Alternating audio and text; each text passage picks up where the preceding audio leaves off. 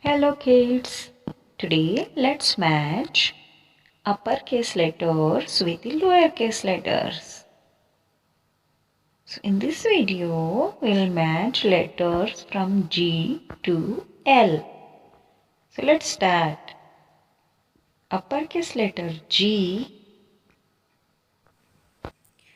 match with lowercase g. G for goat. Next, H. Let's match uppercase H with lowercase h. H for hat.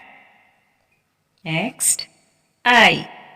Uppercase letter I match with lowercase letter I. I for iguana. Next letter is J. Uppercase letter J match with lowercase letter J. J for jet.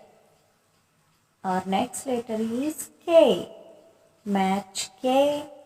Uppercase letter K with lowercase letter K. K for kite.